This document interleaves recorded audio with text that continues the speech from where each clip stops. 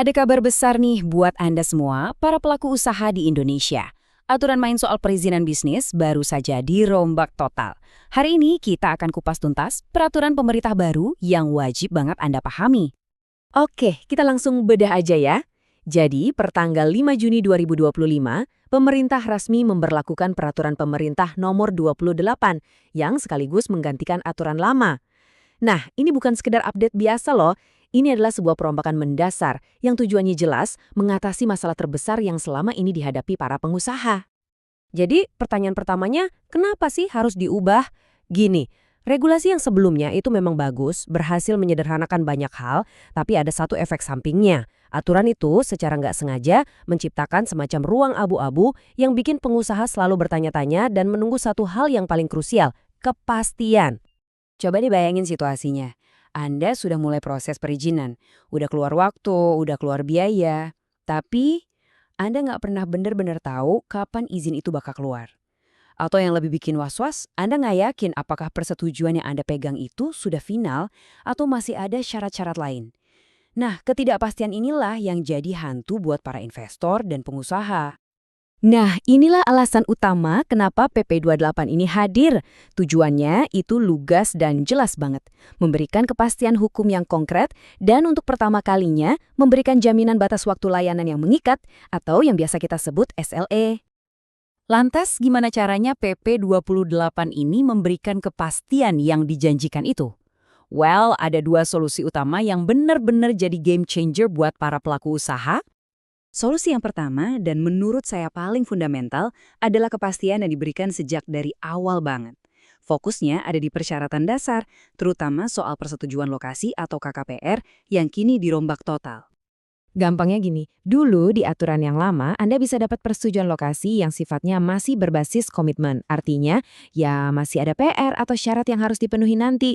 Nah, sekarang udah nggak ada lagi cerita kayak gitu. Setiap persetujuan lokasi yang diterbitkan itu sifatnya final, titik. Jadi Anda dapat kepastian penuh dari depan. Analogi sederhananya, ini tuh kayak Anda mau bangun rumah.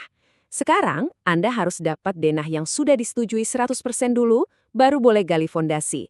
Bukan sebaliknya, udah gali fondasi, denahnya masih bisa berubah. Jauh lebih aman kan? Nggak ada lagi cerita investasi waktu dan uang jadi sia-sia di tengah jalan. Oke, solusi besar yang kedua, nggak kalah pentingnya, adalah kepastian soal waktu. Di sini, pemerintah memperkenalkan batas waktu yang ketat dan mengikat secara hukum, yang kita kenal dengan istilah Service Level Agreements atau SLA. Seberapa ketat sih batas waktunya? Kita ambil contoh ya, untuk proses penilaian dokumen tata ruang atau KKPR, pemerintah sekarang cuma punya waktu maksimal 20 hari. Nggak bisa lebih dari itu. Mau yang lebih cepat lagi? Ada. Untuk proses seperti penetapan biaya retribusi, setelah semua standar teknisnya terpenuhi, batas waktunya sekarang cuma 1 hari kerja. Cepet banget kan? Terus, apa jaminannya? Nah, disinilah letak kekuatan aturan baru ini. Ada konsep hukum namanya fiktif positif. Artinya simpel, kalau pemerintah sampai telat merespons atau melewati batas waktu yang sudah ditentukan, maka permohonan Anda secara hukum otomatis dianggap disetujui. Jadi, mereka juga dikejar oleh waktu. Oh iya, bukan cuma itu, jangkauan PPI ini juga diperluas loh. Sekarang, sektor-sektor penting seperti ekonomi kreatif, ketenaga kerjaan, sampai sistem dan transaksi elektronik, semuanya secara resmi masuk ke dalam payung sistem perizinan yang lebih pasti ini. Dengan semua perubahan besar ini, Anda mungkin bertanya-tanya, wah, apa berarti semuanya berubah total? Eits, tunggu dulu. Kabar baiknya, fondasi sistem yang mungkin sudah Anda kenal baik itu tetap dipertahankan. Kerangka utama dari sistem ini, yaitu klasifikasi bisnis berdasarkan 4 tingkat risiko, mulai dari rendah, menengah tinggi, sampai tinggi, itu sama sekali tidak berubah.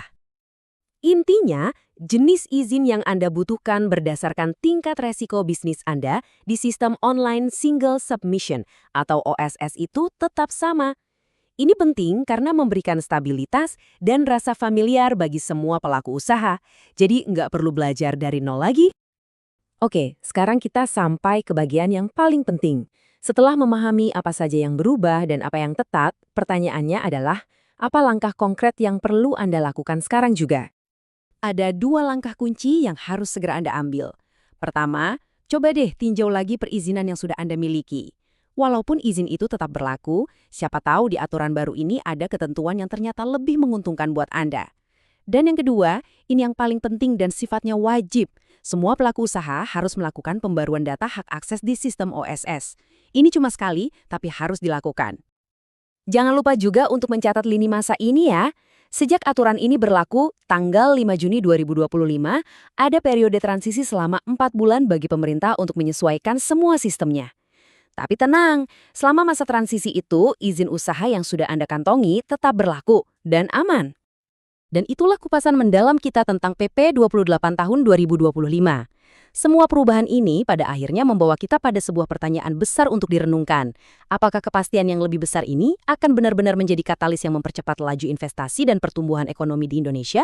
Waktu yang akan menjawabnya.